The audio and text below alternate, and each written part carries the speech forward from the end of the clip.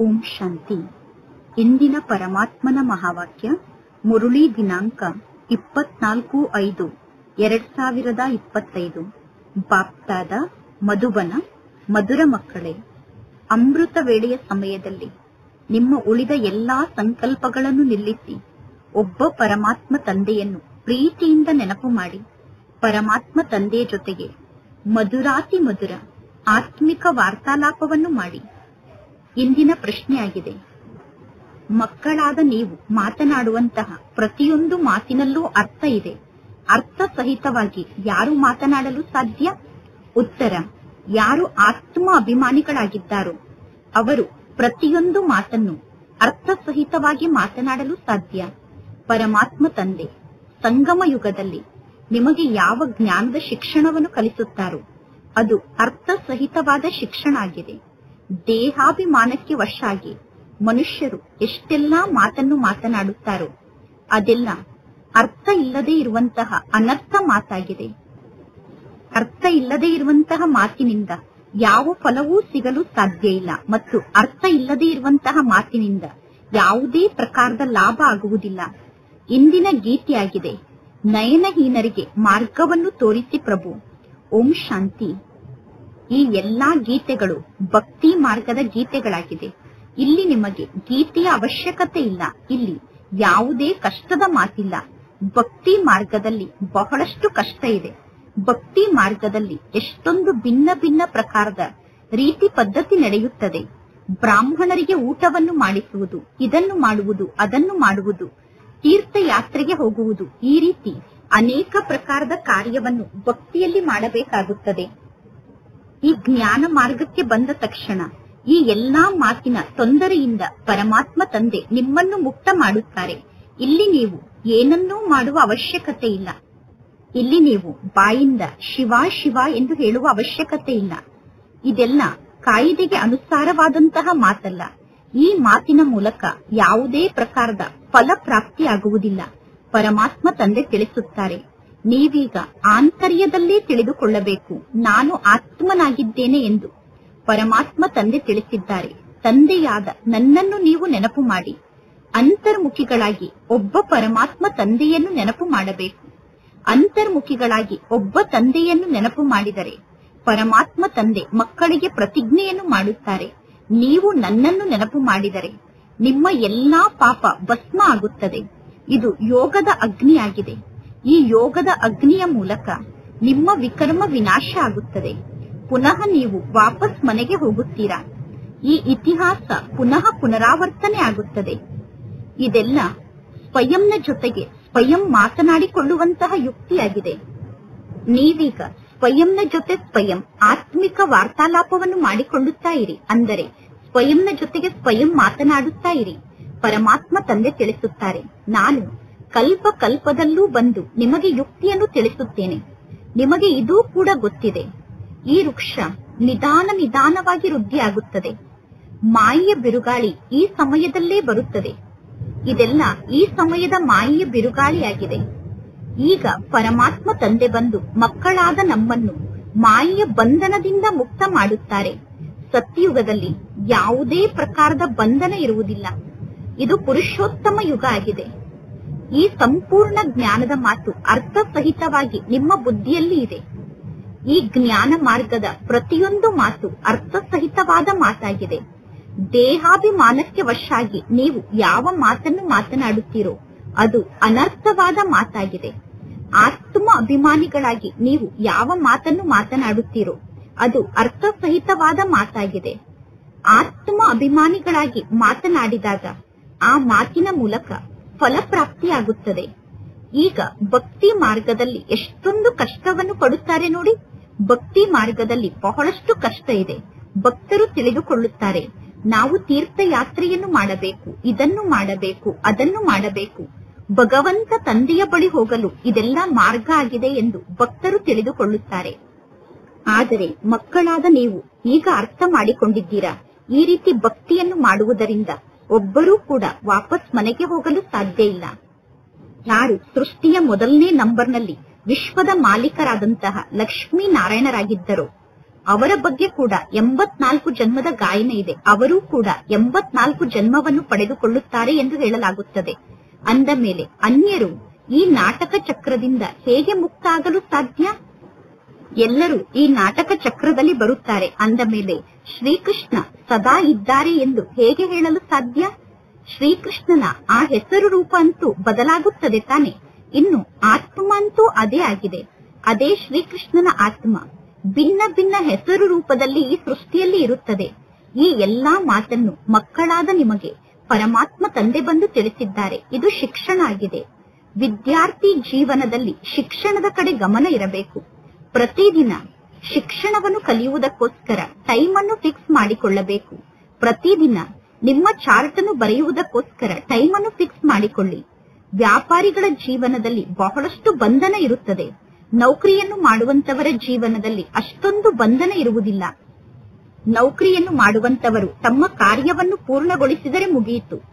ವ್ಯಾಪಾರಿಗಳ ಬಳಿ ಯಾವಾಗ ಬೇಕಾದರೂ ಗಿರಾಕಿಗಳು ಬರುತ್ತಾರೆ. ಯಾವಾಗ ಗಿರಾಕಿಗಳು ಬಂದರೂ ಕೂಡ ವ್ಯಾಪಾರಿಗಳು ಅವರಿಗೆ ವಸ್ತುವನ್ನು ನೀಡಬೇಕಾಗುತ್ತದೆ. ಅಂದ ಮೇಲೆ ವ್ಯಾಪಾರಿಗಳ ಬುದ್ಧಿಯೋಗ ಹೊರಗಡೆ ಜಗತ್ತಿನ ಕಡೆ ಹೋಗುತ್ತದೆ. ಅಂದ ಮೇಲೆ ಪ್ರಯತ್ನ ಪಟ್ಟು ಪರಮಾತ್ಮ ತಂದೆಯನ್ನು ನೆನಪು ಮಾಡಲು ಸಮಯವನ್ನು ಮಾಡಿಕೊಳ್ಳಬೇಕು. ಅಮೃತ ವೇಳೆಯ ಸಮಯ ಬಹಳ ಒಳ್ಳೆಯ ಸಮಯ ಆಗಿದೆ. ಅಮೃತ ವೇಳೆಯ ಸಮಯದಲ್ಲಿ ಹೊರಗಡೆ ಜಗತ್ತಿನ ಎಲ್ಲಾ ವಿಚಾರಗಳನ್ನು ನಿಲ್ಲಿಸಿ ಕೇವಲ ಒಬ್ಬ ತಂದೆಯನ್ನು ನೆನಪು ಮಾಡಬೇಕು. ಅಮೃತ ವೇಳೆಯ ಸಮಯದಲ್ಲಿ ಹೊರಗಡೆ ಜಗತ್ತಿನ ಎಲ್ಲಾ ವಿಚಾರವನ್ನು ನಿಲ್ಲಿಸಿ ಬಿಡಬೇಕು. ಹೊರಗಡೆ ಜಗತ್ತಿನ ಯಾವ ವಿಚಾರವು ಅಮೃತ ವೇಳೆಯ ಸಮಯದಲ್ಲಿ ನಮ್ಮ ಮನಸ್ಸಿನಲ್ಲಿ ಬರಬಾರದು. ಕೇವಲ ಒಬ್ಬ ತಂದೆಯ ನೆನಪೇ ಇರಬೇಕು. ಪರಮಾತ್ಮ ತಂದೆಯ ಮಹಿಮೆಯನ್ನು ಬರೆಯಬೇಕು. ಬಾಬಾ, ನೀವು ಜ್ಞಾನದ ಸಾಗರ ಆಗಿದ್ದೀರಾ. ನೀವು ಪತಿತ ಪಾವನ ಆಗಿದ್ದೀರಾ. ಬಾಬಾ, ನೀವು ನಮ್ಮನ್ನು ವಿಶ್ವಕ್ಕೆ ಮಾಲೀಕರನ್ನಾಗಿ ಮಾಡುತ್ತೀರಾ. ಅಂದ ಮೇಲೆ ಪರಮಾತ್ಮ ತಂದೆಯ ಶ್ರೀಮತದಂತೆ ನಡೆಯಬೇಕು. ಮನ್ ಮನಾಭವ ಅನ್ನುವ ಒಳ್ಳೆಯ ಮತ ತಂದೆಯ ಮೂಲಕ ಪ್ರಾಪ್ತಿಯಾಗುತ್ತದೆ. ಮನ್ ಮನಾಭವ ಎಂದು ಪರಮಾತ್ಮ ತಂದೆಯನ್ನು ಬಿಟ್ಟು ಬೇರೆ ಯಾರೂ ಹೇಳಲು ಸಾಧ್ಯ ಇಲ್ಲ. ಪ್ರತಿ ಕಲ್ಪದಲ್ಲೂ ಈ ರೀತಿ ತಂದೆಯ ಮೂಲಕ ನಿಮಗೆ ಮತ ಸಿಗುತ್ತದೆ. ತಮೋ ಪ್ರಧಾನರಿಂದ ಸತೋ ಪ್ರಧಾನರಾಗುವುದಕ್ಕೋಸ್ಕರ ಪ್ರತಿ ಕಲ್ಪದಲ್ಲೂ ನಿಮಗೆ ಮತ ಸಿಗುತ್ತದೆ. ಪರಮಾತ್ಮ ತಂದೆ ಮಕ್ಕಳಿಗೆ ಕೇವಲ ತಿಳಿಸುತ್ತಾರೆ, ತಂದೆಯಾದ ನನ್ನೊಬ್ಬನನ್ನೇ ನೀವು ನೆನಪು ಮಾಡಿ. ಇದಕ್ಕೆ ವಶೀಕರಣ ಮಂತ್ರ ಎಂದು ಕರೆಯಲಾಗುತ್ತದೆ. ಅರ್ಥ ಸಹಿತವಾಗಿ ಪರಮಾತ್ಮ ತಂದೆಯನ್ನು ನೆನಪು ಮಾಡಿದಾಗ ನಿಮಗೆ ಖುಷಿಯಾಗುತ್ತದೆ. ಪರಮಾತ್ಮ ತಂದೆ ತಿಳಿಸುತ್ತಾರೆ, ಅವ್ಯಭಿಚಾರಿ ನೆನಪಿನಲ್ಲಿ ಸ್ಥಿತ ಆಗಬೇಕು. ಹೇಗೆ ಭಕ್ತಿ ಮಾರ್ಗದಲ್ಲಿ ಒಬ್ಬ ಶಿವನ ಪೂಜೆಗೆ ಅವ್ಯಭಿಚಾರಿ ಪೂಜೆ ಎಂದು ಕರೆಯಲಾಗುತ್ತದೆ, ಹೇಗೆ ಭಕ್ತಿ ಮಾರ್ಗದಲ್ಲಿ ಒಬ್ಬ ಶಿವನ ಪೂಜೆ ಅವ್ಯಭಿಚಾರಿ ಪೂಜೆ ಆಗಿದೆ. ನಂತರ ವ್ಯಭಿಚಾರಿಗಳಾದಾಗ ಅನೇಕರ ಭಕ್ತಿಯನ್ನು ಮಾಡುತ್ತಾರೆ. ಮೊದಲು ಅದ್ವೈತ್ಯ ಭಕ್ತಿ ಇರುತ್ತದೆ, ಅಂದರೆ ಒಬ್ಬ ಪರಮಾತ್ಮ ತಂದೆಯ ಭಕ್ತಿಯನ್ನೇ ಮಾಡುತ್ತಿದ್ದರು. ಈಗ ನೀವು ಒಬ್ಬ ತಂದೆಯ ಮೂಲಕ ಜ್ಞಾನವನ್ನು ಕೇಳಬೇಕು. ಮಕ್ಕಳಾದ ನೀವು ಯಾವ ಪರಮಾತ್ಮ ತಂದೆಯ ಭಕ್ತಿಯನ್ನು ಮಾಡುತ್ತಿದ್ದೀರೋ ಆ ಪರಮಾತ್ಮ ತಂದೆ ಇಲ್ಲಿ ನಿಮಗೆ ಸ್ವಯಂ ತಿಳಿಸುತ್ತಿದ್ದಾರೆ, ಮಧುರಾತಿ ಮಧುರ ಮಕ್ಕಳೇ, ಈಗ ನಾನು ಬಂದಿದ್ದೇನೆ. ಈಗ ಈ ಭಕ್ತಿಯ ಯುಗ ಪೂರ್ಣ ಆಗಿದೆ. ಮೊಟ್ಟ ಮೊದಲು ಭಕ್ತಿ ಮಾರ್ಗದಲ್ಲಿ ನೀವೇ ಒಬ್ಬ ಶಿವ ತಂದೆಯ ಮಂದಿರವನ್ನು ನಿರ್ಮಾಣ ಮಾಡಿದ್ದೀರಿ. ಆ ಸಮಯದಲ್ಲಿ ನೀವೆಲ್ಲರೂ ಅವ್ಯಭಿಚಾರಿ ಭಕ್ತರಾಗಿದ್ದೀರಿ. ಆದ್ದರಿಂದ ನೀವು ಬಹಳಷ್ಟು ಸುಖಿಗಳಾಗಿದ್ದೀರಿ. ನಂತರ ಪುನಃ ವ್ಯಭಿಚಾರಿ ಭಕ್ತರಾಗಿರುವ ಕಾರಣ ನೀವು ದೈತ್ಯರಾಗಿ ಬಿಡುತ್ತೀರಾ, ಅಂದರೆ ಅನೇಕತೆಯಲ್ಲಿ ಬರುತ್ತೀರಾ. ಆಗ ಸ್ವಲ್ಪ ದುಃಖ ಪ್ರಾರಂಭ ಆಗುತ್ತದೆ. ಸುಖವನ್ನು ನೀಡುವಂತವರು ಒಬ್ಬ ಪರಮಾತ್ಮ ತಂದೆ ಆಗಿದ್ದಾರೆ. ಸರ್ವರಿಗೂ ಸುಖವನ್ನು ನೀಡುವಂತವರು ಒಬ್ಬ ತಂದೆ ಆಗಿದ್ದಾರೆ. ಪರಮಾತ್ಮ ತಂದೆ ತಿಳಿಸುತ್ತಾರೆ, ನಾನು ಬಂದು ಮಕ್ಕಳಾದ ನಿಮ್ಮೆಲ್ಲರಿಗೂ ಮಂತ್ರವನ್ನು ನೀಡುತ್ತೇನೆ. ಒಬ್ಬ ತಂದೆ ನೀಡುವಂತಹ ಆ ಒಂದು ಮಂತ್ರವನ್ನೇ ನೀವೀಗ ಕೇಳಿಸಿಕೊಳ್ಳಬೇಕು. ಒಬ್ಬ ತಂದೆ ತಿಳಿಸುತ್ತಿರುವಂತಹ ಮಂತ್ರವನ್ನೇ ನೀವೀಗ ಕೇಳಬೇಕು. ಇಲ್ಲಿ ಯಾವ ದೇಹದಾರಿಗಳೂ ಕೂಡ ನಮಗೆ ಮಂತ್ರವನ್ನು ತಿಳಿಸುತ್ತಿಲ್ಲ. ನೀವು ಬಾಪ್ತಾದರವರ ಬಳಿ ಬರುತ್ತೀರಾ. ಮಧುಬನಕ್ಕೆ ಬಾಪ್ತಾದರವರ ಜೊತೆಗೆ ಮಿಲನವನ್ನು ಮಾಡಲು ಬರುತ್ತೀರಾ. ಶಿವ ತಂದೆಗಿಂತ ಶ್ರೇಷ್ಠರು ಈ ಜಗತ್ತಿನಲ್ಲಿ ಬೇರೆ ಯಾರೂ ಇಲ್ಲ. ಎಲ್ಲರೂ ಆ ಶಿವ ತಂದೆಯನ್ನು ನೆನಪು ಮಾಡುತ್ತಾರೆ. ಭಾರತ ಸ್ವರ್ಗ ಆಗಿತ್ತು. ಭಾರತದಲ್ಲಿ ಲಕ್ಷ್ಮೀನಾರಾಯಣರ ರಾಜ್ಯ ಇತ್ತು. ಅಂದ ಮೇಲೆ ಲಕ್ಷ್ಮೀನಾರಾಯಣರನ್ನು ಇಷ್ಟು ಶ್ರೇಷ್ಠರನ್ನಾಗಿ ಯಾರು ಮಾಡಿದ್ದರು? ಯಾವ ಲಕ್ಷ್ಮೀನಾರಾಯಣರ ಪೂಜೆಯನ್ನು ನೀವು ಮಾಡುತ್ತೀರೋ ಅವರನ್ನು ಲಕ್ಷ್ಮೀನಾರಾಯಣರನ್ನಾಗಿ ಯಾರು ಮಾಡಿದ್ದರು? ಅನ್ನುವುದು ಯಾರಿಗೂ ಗೊತ್ತಿಲ್ಲ. ಈ ಮಹಾಲಕ್ಷ್ಮಿ ಯಾರಾಗಿದ್ದಾರೆ ಅನ್ನುವುದು ಯಾರಿಗೂ ಗೊತ್ತಿಲ್ಲ. ಮಹಾಲಕ್ಷ್ಮಿ ತಮ್ಮ ಹಿಂದಿನ ಜನ್ಮದಲ್ಲಿ ಏನಾಗಿದ್ದರು ಅನ್ನುವುದು ಜಗತ್ತಿನ ಜನರಿಗೆ ಗೊತ್ತಿಲ್ಲ. ಈಗ ಮಕ್ಕಳಾದ ನಿಮಗೆ ಗೊತ್ತಿದೆ. ಮಹಾಲಕ್ಷ್ಮಿ ತಮ್ಮ ಹಿಂದಿನ ಜನ್ಮದಲ್ಲಿ ಜಗದಂಬೆ ಆಗಿದ್ದರು.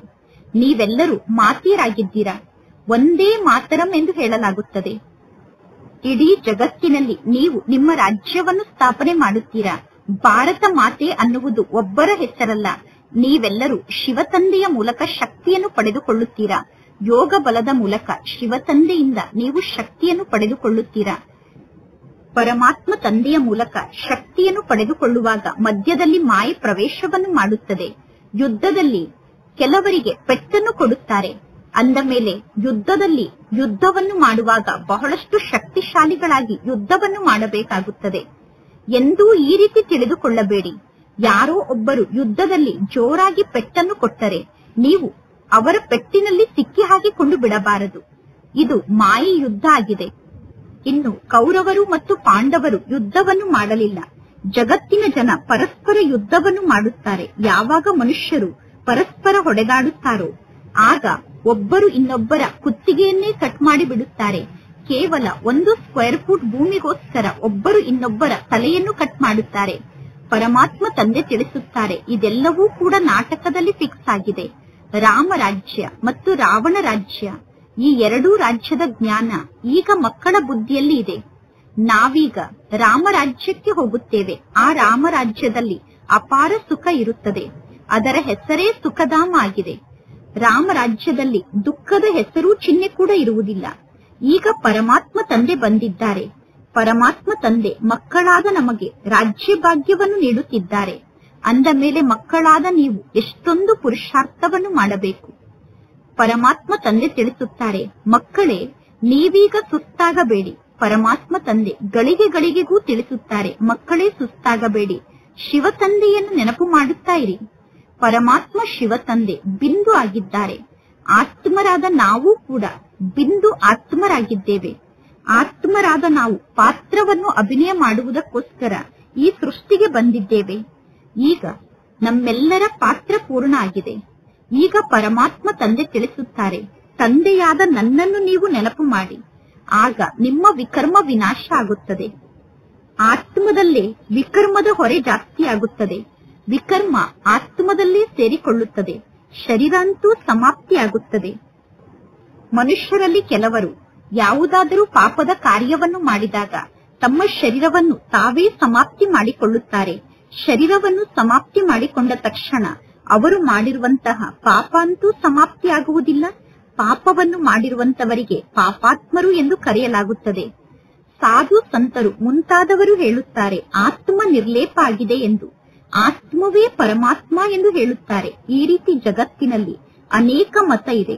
ಈಗ ನಿಮಗೆ ಒಬ್ಬ ತಂದೆಯ ಶ್ರೀಮತ ಪ್ರಾಪ್ತಿಯಾಗುತ್ತಿದೆ. ಪರಮಾತ್ಮ ತಂದೆ ನಿಮಗೆ ಜ್ಞಾನದ 3ನೇ ನೇತ್ರವನ್ನು ನೀಡಿದ್ದಾರೆ. ಆತ್ಮವೇ ಎಲ್ಲಾ ಮಾತನ್ನು ಅರ್ಥ ಮಾಡಿಕೊಂಡಿದೆ. ಮೊದಲು ನಮಗೆ ಈಶ್ವರ ತಂದೆಯ ಬಗ್ಗೆ ಸ್ವಲ್ಪ ಕೂಡ ಗೊತ್ತಿರಲಿಲ್ಲ. ಈ ಸೃಷ್ಟಿ ಚಕ್ರ ಹೇಗೆ ತಿರುಗುತ್ತದೆ, ಆತ್ಮ ಎಷ್ಟು ಚಿಕ್ಕ ಸೈಜ್ನಲ್ಲಿ ಇದೆ. ಮೊಟ್ಟ ಮೊದಲು ಪರಮಾತ್ಮ ತಂದೆ ಆತ್ಮದ ಅನುಭೂತಿಯನ್ನು ಮಾಡಿಸುತ್ತಾರೆ. ಆತ್ಮ ಬಹಳಷ್ಟು ಸೂಕ್ಷ್ಮ ಆಗಿದೆ.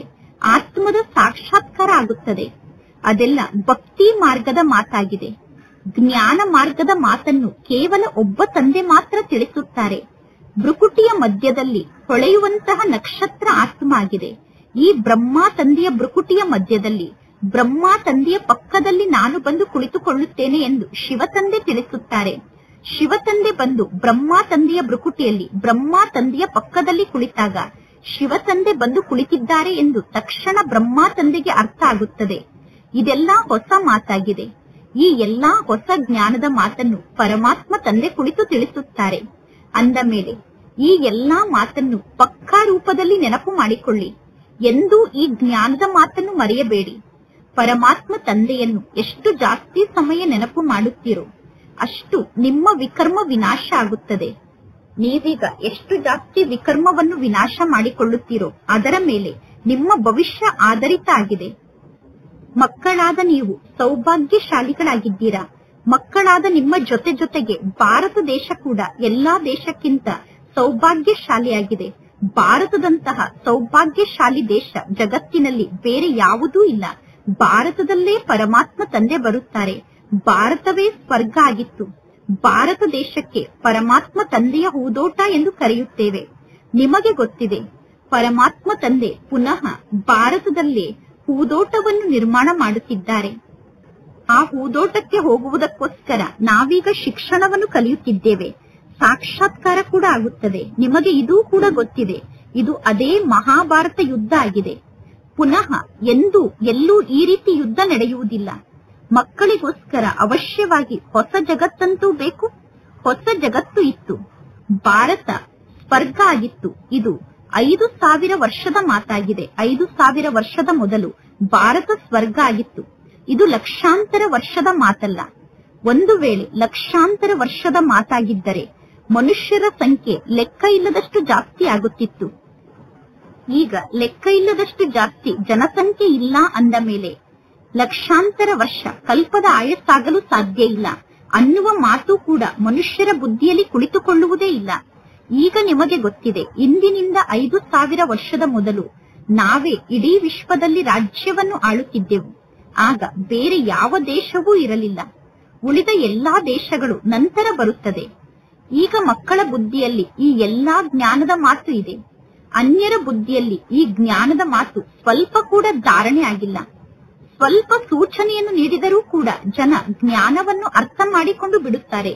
ಈ ಮಾತಂತೂ ಸರಿಯಾದ ಮಾತಾಗಿದೆ ಎಂದು. ಈ ಜ್ಞಾನದ ಮಾತನ್ನು ನೀವು ತಿಳಿಸಿದಾಗ ಅನ್ಯ ಧರ್ಮದವರು ತಿಳಿದುಕೊಳ್ಳುತ್ತಾರೆ. ಅವಶ್ಯವಾಗಿ ನಮ್ಮ ಧರ್ಮಕ್ಕಿಂತ ಮೊದಲು ಬೇರೆ ಯಾವುದೋ ಒಂದು ಧರ್ಮ ಇತ್ತು. ಈಗ ನೀವು ಎಲ್ಲರಿಗೂ ತಿಳಿಸಬಹುದು, ಕೇವಲ ಒಂದೇ ಒಂದು ಆದಿ ಸನಾತನ ದೇವಿ ದೇವತಾ ಧರ್ಮ ಇತ್ತು. ಈಗ ಆ ದೇವತಾ ಧರ್ಮ ಪ್ರಾಯಲೋಪ ಆಗಿದೆ. ಯಾರೂ ಕೂಡ ಸ್ವಯಂ ಅನ್ನು ದೇವತಾ ಧರ್ಮದ ಆತ್ಮ ಎಂದು ಹೇಳಿಕೊಳ್ಳಲು ಸಾಧ್ಯ ಇಲ್ಲ. ನಾನು ಆದಿ ಸನಾತನ ದೇವಿ ದೇವತಾ ಧರ್ಮದ ಆತ್ಮ ಆಗಿದ್ದೆ ಅನ್ನುವುದು ಯಾರಿಗೂ ಗೊತ್ತಿಲ್ಲ. ಅಂದ ಮೇಲೆ ಪುನಃ ಆ ದೇವತಾ ಧರ್ಮ ಎಲ್ಲಿಗೆ ಹೋಯಿತು? ಹಿಂದೂ ಧರ್ಮ ಎಲ್ಲಿಂದ ಬಂತು? ಯಾರೂ ಕೂಡ ಈ ಜ್ಞಾನದ ಮಾತಿನ ಬಗ್ಗೆ ಚಿಂತನೆಯನ್ನು ಮಾಡುವುದಿಲ್ಲ. ಯಾರ ಬುದ್ಧಿಯಲ್ಲೂ ಇಂತಹ ಚಿಂತನೆ ನಡೆಯುವುದಿಲ್ಲ.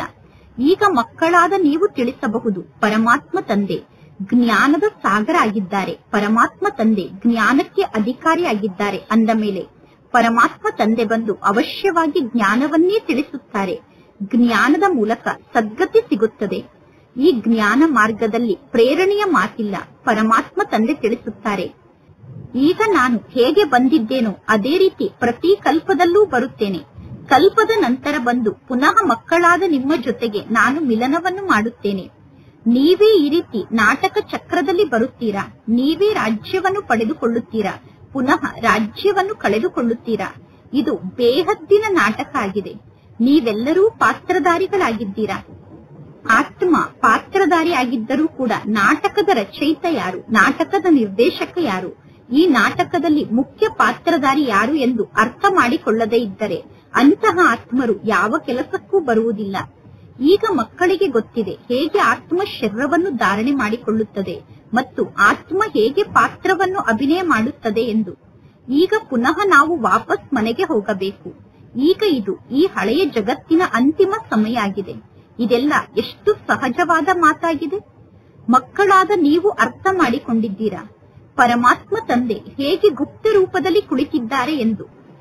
ಹಳೆಯ ತುಂಡು ಬಟ್ಟೆಗಳಿಂದ ಹೊಲಿದಂತಹ ಕೌದಿಯ ಒಳಗಡೆ ಮಾಲೀಕನನ್ನು ನೋಡಿದೆ. ಅಂದರೆ ಈ ಬ್ರಹ್ಮ ತಂದೆಯ ಹಳೆಯ ಶರೀರದಲ್ಲಿ ಮಾಲೀಕಾದಂತಹ ಪರಮಾತ್ಮ ತಂದೆಯನ್ನು ನೋಡಿದೆ ಎಂದು ಹೇಳಲಾಗುತ್ತದೆ. ಈಗ ಪರಮಾತ್ಮ ತಂದೆಯನ್ನು ನೋಡಿದೆ ಎಂದು ಹೇಳಿ ಅಥವಾ ತಂದೆಯನ್ನು ಅರ್ಥ ಮಾಡಿಕೊಂಡೆ ಎಂದು ಹೇಳಿ ಮಾತಂತೂ ಒಂದೇ ಆಗಿದೆ. ಆತ್ಮವನ್ನು ಕೂಡ ನೋಡಬಹುದು, ಆದರೆ ಆತ್ಮವನ್ನು ನೋಡುವುದರಿಂದ ಏನೂ ಲಾಭ ಆಗುವುದಿಲ್ಲ. ಆತ್ಮವನ್ನು ನೋಡುವುದರಿಂದ ಯಾವ ಮಾತು ಅರ್ಥ ಆಗಲು ಸಾಧ್ಯ ಇಲ್ಲ. ನವದಾ ಭಕ್ತಿಯಲ್ಲಿ ಬಹಳಷ್ಟು ಸಾಕ್ಷಾತ್ಕಾರ ಆಗುತ್ತದೆ. ಮೊದಲು ಮಕ್ಕಳಾದ ನಿಮಗೆ ಎಷ್ಟೊಂದು ಸಾಕ್ಷಾತ್ಕಾರ ಆಗುತ್ತಿತ್ತು. ಸಾಕ್ಷಾತ್ಕಾರದ ಅನೇಕ ಪ್ರೋಗ್ರಾಂ ಅನ್ನು ಆದಿಯ ಸಮಯದಲ್ಲಿ ನಿರ್ಮಿಸಲಾಗುತ್ತಿತ್ತು. ಪುನಃ ಅಂತ್ಯದಲ್ಲಿ ನೀವು ಸಾಕ್ಷಾತ್ಕಾರದಲ್ಲಿ ಈ ರೀತಿ ಆಟವನ್ನು ನೋಡುತ್ತೀರಾ, ನೃತ್ಯವನ್ನು ನೋಡುತ್ತೀರಾ. ಈಗ ಪರಮಾತ್ಮ ತಂದೆ ತಿಳಿಸುತ್ತಾರೆ, ಚೆನ್ನಾಗಿ ಶಿಕ್ಷಣವನ್ನು ಕಲಿತು ಬುದ್ಧಿವಂತರಾಗಿ.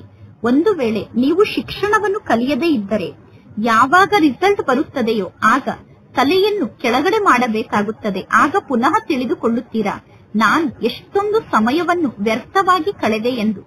ಎಷ್ಟು ಜಾಸ್ತಿ ಸಮಯ ಪರಮಾತ್ಮ ತಂದೆಯ ನೆನಪಿನಲ್ಲಿ ಸ್ಥಿತ ಆಗಿರುತ್ತೀರೋ ಅಷ್ಟು ಆ ನೆನಪಿನ ಶಕ್ತಿಯ ಮೂಲಕ ಪಾಪ ಸಮಾಪ್ತಿಯಾಗುತ್ತದೆ. ಎಷ್ಟು ಜಾಸ್ತಿ ಸಮಯ ಪರಮಾತ್ಮ ತಂದೆಯ ನೆನಪಿನಲ್ಲಿ ಇರುತ್ತೀರೋ ಅಷ್ಟು ಖುಷಿಯ ನಶೆ ಏರುತ್ತದೆ. ಭಗವಂತ ತಂದೆಯನ್ನು ಏಕೆ ನೆನಪು ಮಾಡಲಾಗುತ್ತದೆ ಅನ್ನುವುದೂ ಕೂಡ ಮನುಷ್ಯರಿಗೆ ಗೊತ್ತಿಲ್ಲ. ಎಲ್ಲರೂ ಹೇಳುತ್ತಾರೆ ನೀವು ಮಾತ್ಪಿತಾ ಎಂದು. ಆದರೆ ಮಾತ್ಪಿತಾ ಎಂದು ಯಾರಿಗೆ ಕರೆಯುತ್ತೇವೆ ಅನ್ನುವ ಮಾತಿನ ಅರ್ಥ ಗೊತ್ತಿಲ್ಲ. ಈಗ ನಿಮಗೆ ಗೊತ್ತಿದೆ. ಶಿವನ ಚಿತ್ರದ ಬಗ್ಗೆ ನೀವೀಗ ಜ್ಞಾನವನ್ನು ತಿಳಿಸಬಹುದು. ಶಿವ ತಂದೆ ಜ್ಞಾನದ ಸಾಗರ ಆಗಿದ್ದಾರೆ, ಪತಿತ ಪಾವನ ಆಗಿದ್ದಾರೆ.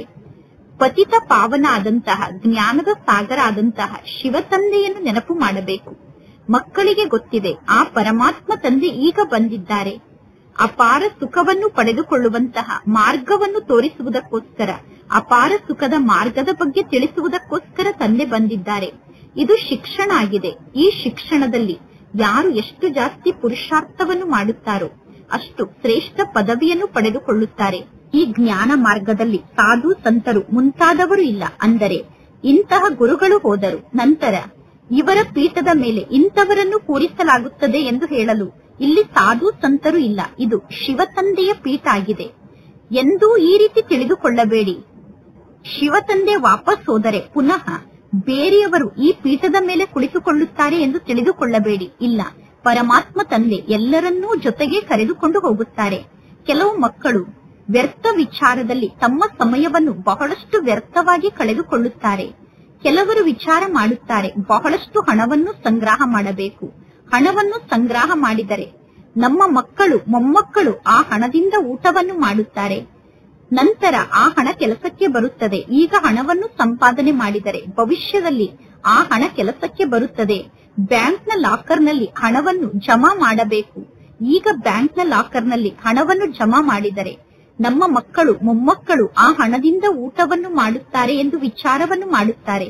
ಆದರೆ ಗೌರ್ಮೆಂಟ್ ಯಾರನ್ನೂ ಕೂಡ ಬಿಡುವುದಿಲ್ಲ. ಆದ್ದರಿಂದ ಇಂತಹ ವಿಚಾರವನ್ನು ಜಾಸ್ತಿ ಮಾಡಬೇಡಿ. ಹಣವನ್ನು ಸಂಪಾದನೆ ಮಾಡಬೇಕು ಅನ್ನುವ ವಿಚಾರ ನಿಮ್ಮ ಮನಸ್ಸಿನಲ್ಲಿ ಜಾಸ್ತಿ ನಡೆಯಬಾರದು. ಈಗ ನೀವು ಭವಿಷ್ಯದ ಸಂಪಾದನೆಯಲ್ಲಿ ತೊಡಗಿಬಿಡಬೇಕು. ಈಗ ಮಕ್ಕಳಾದ ನೀವು ಪುರುಷಾರ್ಥವನ್ನು ಮಾಡಬೇಕು. ನಾಟಕದಲ್ಲಿ ಇದ್ದರೆ ನಾನು ಪುರುಷಾರ್ಥವನ್ನು ಮಾಡುತ್ತೇನೆ ಎಂದು ಹೇಳಿ ನಾಟಕದ ಮೇಲೆ ಡಿಪೆಂಡ್ ಆಗಿ ಕುಳಿತುಕೊಳ್ಳಬೇಡಿ. ಪುರುಷಾರ್ಥವನ್ನು ಮಾಡದೇ ಇದ್ದರೆ ಊಟ ಕೂಡ ಸಿಗುವುದಿಲ್ಲ. ಆದರೆ ಯಾರ ಅದೃಷ್ಟದಲ್ಲಿ ಇಲ್ಲವೋ ಅವರು ಇಂತಿಂತಹ ವಿಚಾರವನ್ನು ಮಾಡುತ್ತಾರೆ. ಅದೃಷ್ಟದಲ್ಲಿ ಇಲ್ಲ ಅಂದರೆ ಈ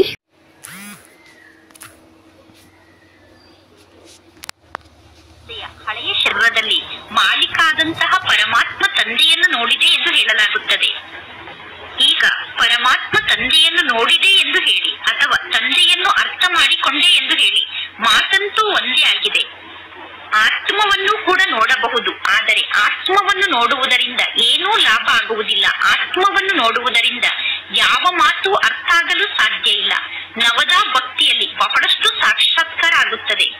ಮೊದಲು ಮಕ್ಕಳಾದ ನಿಮಗೆ ಎಷ್ಟೊಂದು ಸಾಕ್ಷಾತ್ಕಾರ ಆಗುತ್ತಿತ್ತು.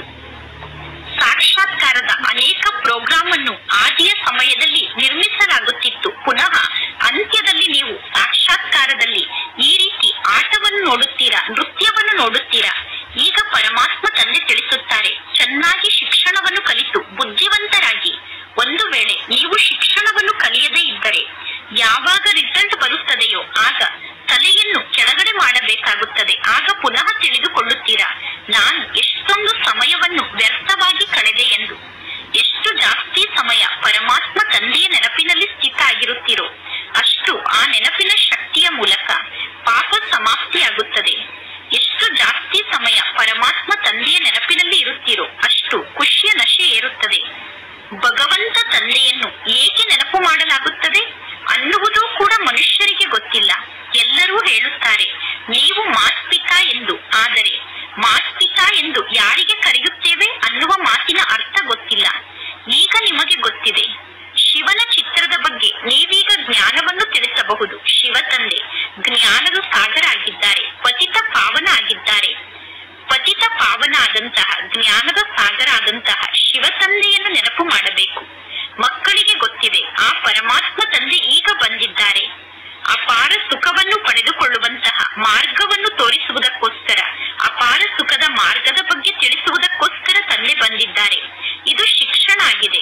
ಈ ಶಿಕ್ಷಣದಲ್ಲಿ ಯಾರು ಎಷ್ಟು ಜಾಸ್ತಿ ಪುರುಷಾರ್ಥವನ್ನು ಮಾಡುತ್ತಾರೋ ಅಷ್ಟು ಶ್ರೇಷ್ಠ ಪದವಿಯನ್ನು ಪಡೆದುಕೊಳ್ಳುತ್ತಾರೆ. ಈ ಜ್ಞಾನ ಮಾರ್ಗದಲ್ಲಿ ಸಾಧು ಸಂತರು ಮುಂತಾದವರು ಇಲ್ಲ. ಅಂದರೆ ಇಂತಹ ಗುರುಗಳು ಹೋದರು, ನಂತರ ಇವರ ಪೀಠದ ಮೇಲೆ ಇಂಥವರನ್ನು ಕೂರಿಸಲಾಗುತ್ತದೆ ಎಂದು ಹೇಳಲು ಇಲ್ಲಿ ಸಾಧು ಸಂತರು ಇಲ್ಲ. ಇದು ಶಿವ ತಂದೆಯ ಪೀಠ ಆಗಿದೆ ಎಂದು ಈ ರೀತಿ ತಿಳಿದುಕೊಳ್ಳಬೇಡಿ. ಶಿವ ತಂದೆ ವಾಪಸ್ ಹೋದರೆ ಪುನಃ ಬೇರೆಯವರು ಈ ಪೀಠದ ಮೇಲೆ ಕುಳಿತುಕೊಳ್ಳುತ್ತಾರೆ ಎಂದು ತಿಳಿದುಕೊಳ್ಳಬೇಡಿ. ಇಲ್ಲ, ಪರಮಾತ್ಮ ತಂದೆ ಎಲ್ಲರನ್ನೂ ಜೊತೆಗೆ ಕರೆದುಕೊಂಡು ಹೋಗುತ್ತಾರೆ. ಕೆಲವು ಮಕ್ಕಳು ವ್ಯರ್ಥ ವಿಚಾರದಲ್ಲಿ ತಮ್ಮ ಸಮಯವನ್ನು ಬಹಳಷ್ಟು ವ್ಯರ್ಥವಾಗಿ ಕಳೆದುಕೊಳ್ಳುತ್ತಾರೆ. ಕೆಲವರು ವಿಚಾರ ಮಾಡುತ್ತಾರೆ, ಬಹಳಷ್ಟು ಹಣವನ್ನು ಸಂಗ್ರಹ ಮಾಡಬೇಕು. ಹಣವನ್ನು ಸಂಗ್ರಹ ಮಾಡಿದರೆ ನಮ್ಮ ಮಕ್ಕಳು ಮೊಮ್ಮಕ್ಕಳು ಆ ಹಣದಿಂದ ಊಟವನ್ನು ಮಾಡುತ್ತಾರೆ. ನಂತರ ಆ ಹಣ ಕೆಲಸಕ್ಕೆ ಬರುತ್ತದೆ. ಈಗ ಹಣವನ್ನು ಸಂಪಾದನೆ ಮಾಡಿದರೆ ಭವಿಷ್ಯದಲ್ಲಿ ಆ ಹಣ ಕೆಲಸಕ್ಕೆ ಬರುತ್ತದೆ. ಬ್ಯಾಂಕ್ನ ಲಾಕರ್ನಲ್ಲಿ ಹಣವನ್ನು ಜಮಾ ಮಾಡಬೇಕು. ಈಗ ಬ್ಯಾಂಕ್ನ ಲಾಕರ್ನಲ್ಲಿ ಹಣವನ್ನು ಜಮಾ ಮಾಡಿದರೆ ನಮ್ಮ ಮಕ್ಕಳು ಮೊಮ್ಮಕ್ಕಳು ಆ ಹಣದಿಂದ ಊಟವನ್ನು ಮಾಡುತ್ತಾರೆ ಎಂದು ವಿಚಾರವನ್ನು ಮಾಡುತ್ತಾರೆ. ಆದರೆ ಗೌರ್ಮೆಂಟ್ ಯಾರನ್ನೂ ಕೂಡ ಬಿಡುವುದಿಲ್ಲ. ಆದ್ದರಿಂದ ಇಂತಹ ವಿಚಾರವನ್ನು ಜಾಸ್ತಿ ಮಾಡಬೇಡಿ. ಹಣವನ್ನು ಸಂಪಾದನೆ ಮಾಡಬೇಕು ಅನ್ನುವ ವಿಚಾರ ನಿಮ್ಮ ಮನಸ್ಸಿನಲ್ಲಿ ಜಾಸ್ತಿ ನಡೆಯಬಾರದು. ಈಗ ನೀವು ಭವಿಷ್ಯದ ಸಂಪಾದನೆಯಲ್ಲಿ ತೊಡಗಿಬಿಡಬೇಕು. ಈಗ ಮಕ್ಕಳಾದ ನೀವು ಪುರುಷಾರ್ಥವನ್ನು ಮಾಡಬೇಕು. ನಾಟಕದಲ್ಲಿ ಇದ್ದರೆ ನಾನು ಪುರುಷಾರ್ಥವನ್ನು ಮಾಡುತ್ತೇನೆ ಎಂದು ಹೇಳಿ ನಾಟಕದ ಮೇಲೆ ಡಿಪೆಂಡ್ ಆಗಿ ಕುಳಿತುಕೊಳ್ಳಬೇಡಿ. ಪುರುಷಾರ್ಥವನ್ನು ಮಾಡದೇ ಇದ್ದರೆ ಊಟ ಕೂಡ ಸಿಗುವುದಿಲ್ಲ. ಆದರೆ ಯಾರ ಅದೃಷ್ಟದಲ್ಲಿ ಇಲ್ಲವೋ ಅವರು ಇಂತಿಂತಹ ವಿಚಾರವನ್ನು ಮಾಡುತ್ತಾರೆ.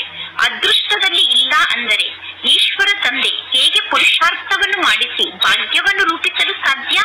ಯಾರ ಅದೃಷ್ಟದಲ್ಲಿ ಇದೆಯೋ ಅವರು ಚೆನ್ನಾಗಿ ಜ್ಞಾನವನ್ನು ಧಾರಣೆ ಮಾಡಿಕೊಳ್ಳುತ್ತಾರೆ ಮತ್ತು ಅನ್ಯರಿಗೂ ಜ್ಞಾನವನ್ನು ಧಾರಣೆ ಮಾಡಿಸುತ್ತಾರೆ. ಪರಮಾತ್ಮ ತಂದೆ ನಿಮಗೆ ಟೀಚರ್ ಆಗಿದ್ದಾರೆ ಮತ್ತು ತಂದೆ ನಿಮಗೆ ಗುರು ಆಗಿದ್ದಾರೆ ಅಂದ ಮೇಲೆ ಆ ಪರಮಾತ್ಮ ತಂದೆಯನ್ನು ನೆನಪು ಮಾಡಬೇಕು. ಎಲ್ಲರಿಗಿಂತ ಪ್ರಿಯ ತಂದೆ ಆಗಿರುತ್ತಾರೆ ಮತ್ತು ಅತಿ ಪ್ರಿಯ ಟೀಚರ್ ಆಗಿರುತ್ತಾರೆ. ಗುರು ಕೂಡ ಅತಿ ಪ್ರಿಯ ಆಗಿರುತ್ತಾರೆ ಅಂದ ಮೇಲೆ ತಂದೆ ಟೀಚರ್ ಗುರುವನ್ನು ನೀವೀಗ ನೆನಪು ಮಾಡಬೇಕು. ಪರಮಾತ್ಮ ತಂದೆ ತಂದೆಯನ್ನು ನೆನಪು ಮಾಡಲು ಬಹಳಷ್ಟು ಯುಕ್ತಿಯನ್ನು ತಿಳಿಸುತ್ತಾರೆ. ನೀವೀಗ ಸಾಧು ಸಂತರಿಗೂ ಕೂಡ ನಿಮಂತ್ರಣವನ್ನು ನೀಡಬಹುದು. ಒಳ್ಳೆಯದು. ಮಧುರಾತಿ ಮಧುರ ಅಗಲಿ ಹೋಗಿ ಮರಳಿ ಸಿಕ್ಕಿರುವ ಮಕ್ಕಳ ಪ್ರತಿ ಮಾಸ್ಪಿತಾ ಬಾಪ್ತಾದರವರ ನೆನಪು, ಪ್ರೀತಿ ಹಾಗೂ ಸುಪ್ರಭಾತ. ಆತ್ಮಿಕ ಮಕ್ಕಳಿಗೆ ಆತ್ಮಿಕ ತಂದೆಯ ನಮಸ್ತೆ. ಆತ್ಮಿಕ ತಂದೆಗೆ ಆತ್ಮಿಕ ಮಕ್ಕಳ ನೆನಪು, ಪ್ರೀತಿ ಹಾಗೂ ನಮಸ್ತೆ ನಮಸ್ತೆ ನಮಸ್ತೆ. ಧಾರಣೆಗೋಸ್ಕರ ಮುಖ್ಯ ಸಾರ. ಫಸ್ಟ್ ಪಾಯಿಂಟ್, ಪುರುಷಾರ್ಥವನ್ನು ಮಾಡಿ ಭವಿಷ್ಯಕ್ಕೋಸ್ಕರ ನಿಮ್ಮ ಸಂಪಾದನೆಯನ್ನು ಜಮಾ ಮಾಡಿಕೊಳ್ಳಿ. ನಾಟಕದಲ್ಲಿ ಇದ್ದರೆ ಪುರುಷಾರ್ಥವನ್ನು ಮಾಡುತ್ತೇನೆ ಎಂದು ಹೇಳಿ ಪುರುಷಾರ್ಥಹೀನರಾಗಬೇಡಿ. ಸೆಕೆಂಡ್ ಪಾಯಿಂಟ್, ಇಡೀ ದಿನದಲ್ಲಿ ನಿಮ್ಮ ಮೂಲಕ ಎಷ್ಟೆಲ್ಲಾ ಪಾಪದ ಕಾರ್ಯ ನಡೆಯುತ್ತದೆಯೋ ಅಥವಾ ಇಡೀ ದಿನದಲ್ಲಿ ನೀವು ಎಷ್ಟೆಲ್ಲಾ ಜನರಿಗೆ ದುಃಖವನ್ನು ಕೊಡುತ್ತೀರೋ ಆ ಎಲ್ಲಾ ಮಾತನ್ನು ನೋಟ್ ಮಾಡಿಕೊಳ್ಳಬೇಕು. ಸತ್ಯತೆಯಿಂದ ನಿಮ್ಮ ತಪ್ಪನ್ನು ತಂದೆಗೆ ತಿಳಿಸಬೇಕು. ಸತ್ಯ ಮನಸ್ಸುಳ್ಳವರಾಗಿ ಒಬ್ಬ ತಂದೆಯ ನೆನಪಿನ ಮೂಲಕ ಎಲ್ಲಾ ಲೆಕ್ಕಾಚಾರವನ್ನು ಚುಕ್ತ ಮಾಡಿಕೊಳ್ಳಬೇಕು. ಇಂದಿನ ವರದಾನ ಆಗಿದೆ. ಕಿರೀಟ ಮತ್ತು ಸಿಂಹಾಸನವನ್ನು ಸದಾ ಸ್ಥಿರವಾಗಿ ಉಳಿಸಿಕೊಳ್ಳುವಂತಹ ನಿರಂತರ ಯೋಗಿಗಳು ಸ್ವತಃ ಯೋಗಿಗಳು ಆಗಿ ವರ್ತಮಾನ ಸಮಯದಲ್ಲಿ ಪರಮಾತ್ಮ ತಂದೆಯ ಮೂಲಕ ಎಲ್ಲಾ ಮಕ್ಕಳಿಗೂ ಕಿರೀಟ ಮತ್ತು ಸಿಂಹಾಸನ ಪ್ರಾಪ್ತಿಯಾಗಿದೆ. ಈಗ ಈ ಕಿರೀಟ ಅಥವಾ ಸಿಂಹಾಸನ ಅನೇಕ ಜನ್ಮಗಳಿಗೋಸ್ಕರ ಕಿರೀಟ ಮತ್ತು ಸಿಂಹಾಸನವನ್ನು ಪ್ರಾಪ್ತಿ ಮಾಡಿಸುತ್ತದೆ. ವಿಶ್ವ ಕಲ್ಯಾಣದ ಜವಾಬ್ದಾರಿಯ ಕಿರೀಟ ಮತ್ತು ಬಾಪ್ತಾದರವರ ಹೃದಯ ಸಿಂಹಾಸನ ಸ್ಥಿರವಾಗಿ ಇರಬೇಕು. ವಿಶ್ವ ಕಲ್ಯಾಣದ ಜವಾಬ್ದಾರಿಯ ಕಿರೀಟವನ್ನು ಸ್ಥಿರವಾಗಿ ಧಾರಣೆ ಮಾಡಿಕೊಂಡಿರಬೇಕು ಮತ್ತು ಬಾಪ್ತಾದರವರ ಹೃದಯ ಸಿಂಹಾಸನದಲ್ಲಿ ಸದಾ ಕುಳಿತಿರಬೇಕು. ಆಗ ನಿರಂತರ ಯೋಗಿಗಳು ಸ್ವತಃ ಯೋಗಿಗಳು ಆಗುತ್ತೀರಾ. ಈ ಕಿರೀಟ ಮತ್ತು ಸಿಂಹಾಸನವನ್ನು ಧಾರಣೆ ಮಾಡಿಕೊಳ್ಳಲು ಯಾವುದೇ ಪ್ರಕಾರದ ಪರಿಶ್ರಮದ ಮಾತಿಲ್ಲ. ಏಕೆಂದರೆ ಒಂದನೆಯದಾಗಿ ಸಮೀಪ ಸಂಬಂಧದ ಅನುಭವ ಆಗುತ್ತದೆ. ಎರಡನೆಯದಾಗಿ ಅಪಾರ ಪ್ರಾಪ್ತಿ ಸಿಗುತ್ತದೆ. ಅಂದರೆ ಅಪಾರ ಪ್ರಾಪ್ತಿ ನಿಮಗೆ ಸಿಗುತ್ತದೆ. ಎಲ್ಲಿ ಪ್ರಾಪ್ತಿ ಇದೆಯೋ ಅಲ್ಲಿ ತಂದೆಯ ನೆನಪು ಸ್ವತಃ ಇರುತ್ತದೆ. ಎಲ್ಲಿ ಪ್ರಾಪ್ತಿ ಇರುತ್ತದೆಯೋ ಅಲ್ಲಿ ಸ್ವತಃ ನೆನಪಿರುತ್ತದೆ. ಇಂದಿನ ಶ್ಲೋಗನ್ ಆಗಿದೆ.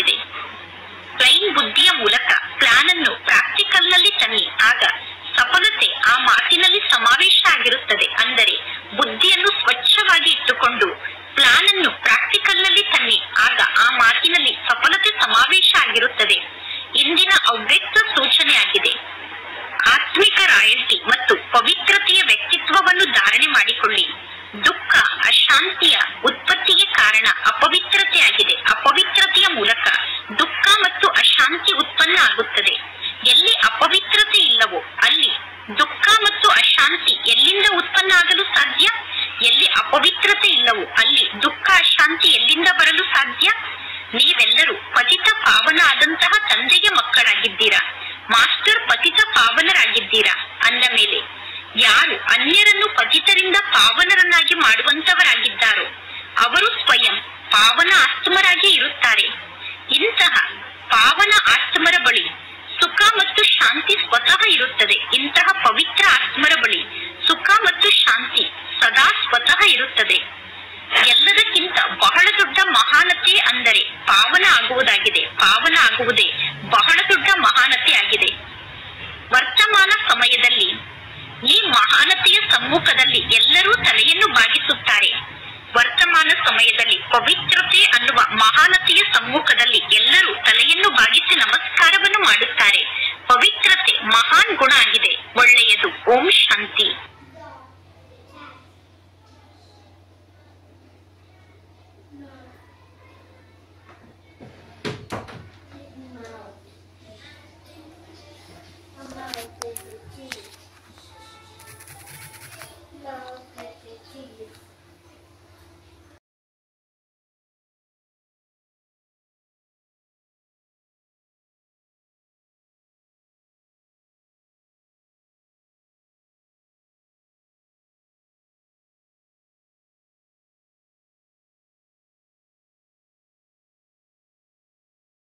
ಈಶ್ವರ ತಂದೆ ಹೇಗೆ